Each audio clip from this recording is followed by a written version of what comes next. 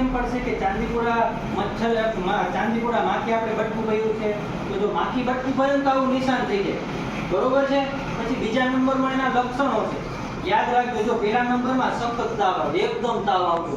પછી બીજા નંબરમાં ઉલટી થાય, ઝાડા થઈ જાય, પછી ખેંચ આવે અને બેભાન જેવી પરિસ્થિતિ થઈ જાય. આપણે કેમ ચક્કર આવીને પડી જાય, બેભાન થઈ જાય, એવી રીતે બેભાન જેવી પરિસ્થિતિ થાય. શું થાય બોલો? જો પહેલા નંબરમાં તાવ આવે, પછી સરસ, પછી ખેંચ આવે, પાંચમા નંબરમાં બેભાન જેવા થઈ જાય. આપણામાં કઈ હિંમત હોય. જો આવું કઈ પણ હોય ને તો સમજી લેવાનું કે ચાંદીપુરા રોગના લક્ષણ છે.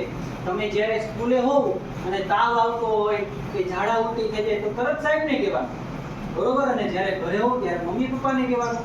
તરત જ સરકારી દવાખાનામાં મુલાકાત લઈ આવવાની, બરોબર. એટલે અહીંયા સરખી રીતે તપાસ થાય અને તમારી સારવાર થશે. આ બધાય માખી રહે ક્યાં?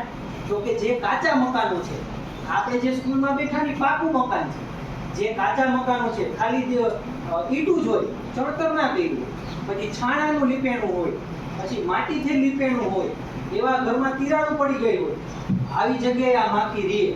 અહીંયા મોટી થાય અને પછી નીકળીને આપણે ભટકા થાય.